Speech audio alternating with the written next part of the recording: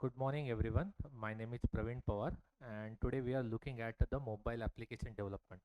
Now in the mobile application development, why do we require the mobile phones? That is the first question, and why we required and how the way we are going to be doing the applications into that particular mobile phones. That is the secondary part related to this. Now first question, why mobile phones required and how the way we are doing this. The first one, it is specifically the trend into the today's sections. Previously we are using the web applications, nowadays we are using the mobile phones.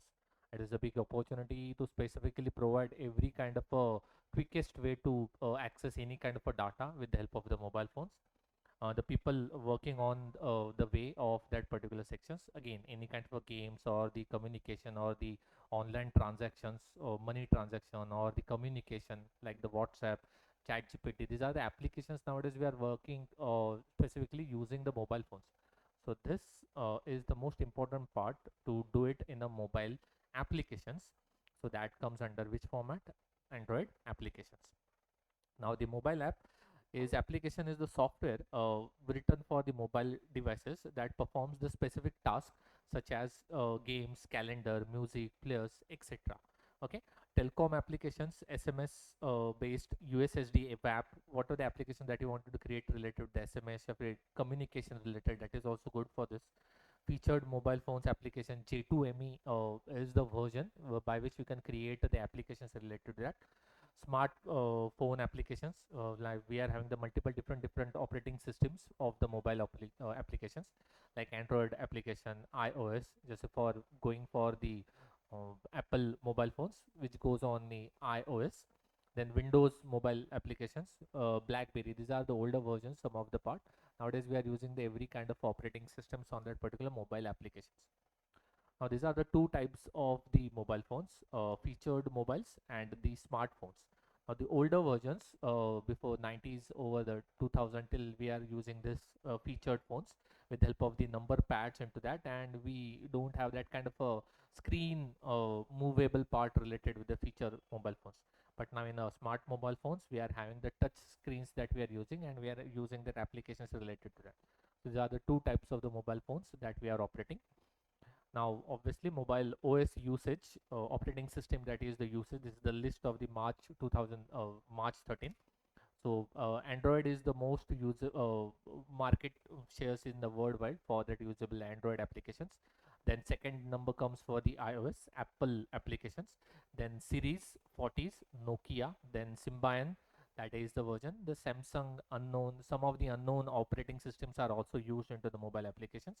Windows, then Sony, Samsung. So these are the range of this. But again, same thing. If you are looking at the first two parts, Android and iOS, these are the mostly used applications, operating systems for the mobile development, mobile app development. Now again, you can see this where we are using these applications. If we are doing the comparison between the Android and the Apple applications, now again, this is the survey on the basis of the worldwide survey. So portion of the global smartphones OS market captured by the Apple and the Android. So obviously 98% of the market has been captured by these two operating systems. One is Apple and one is nothing but the Android. Within that, 74.13% is been captured by the Android applications, and the rest of the 24.79 will be captured by the iOS mobile applications. Again, that is also some of the devices that we are using, which is also depends on that particular operating systems also. So if you are going for the tablets, that operating system will be mostly used with the help of the Apple operating system, iOS 63.11%. But for the Android, will be having the 36.65%.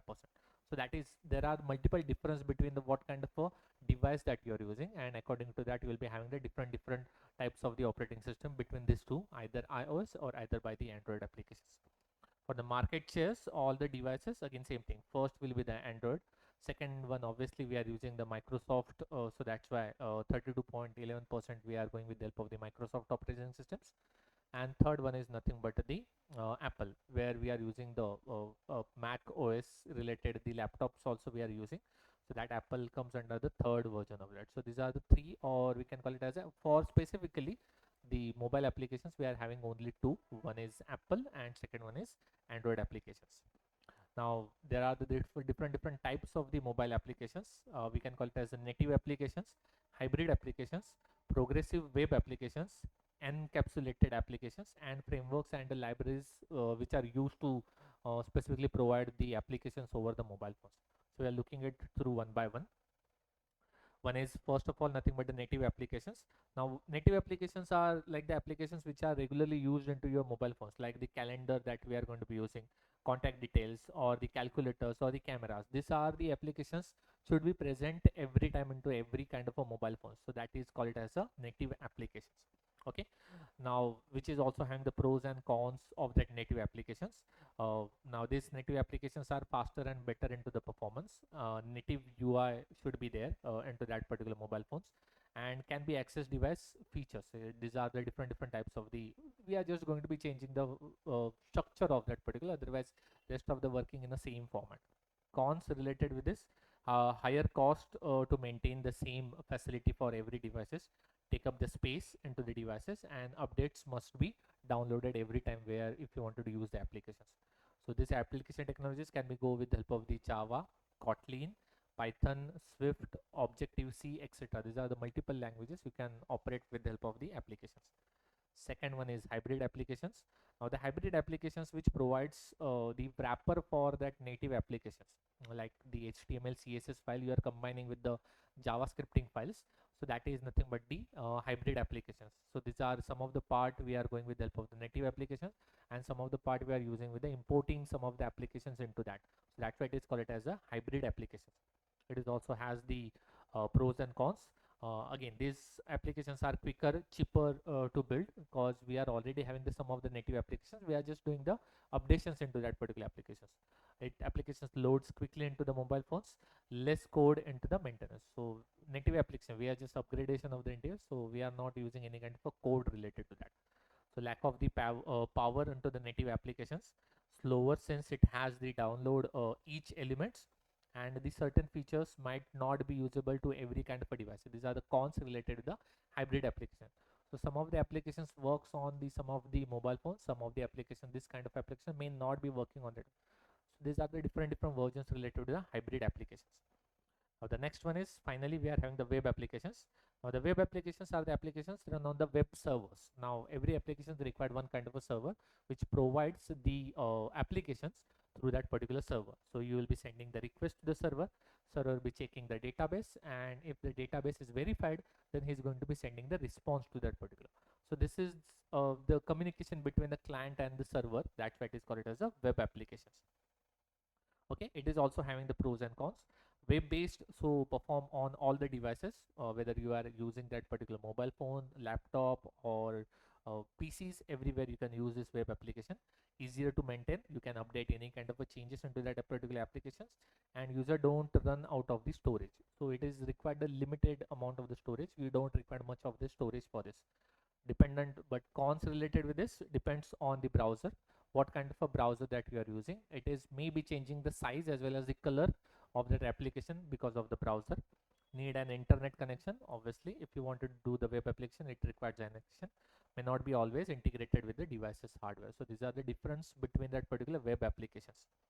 These are the different examples of the native, hybrid, and the web application. For the native applications, you can see this Insta, Uber, Google Maps, Spotify, WhatsApp. These are the nothing but the native applications for every users.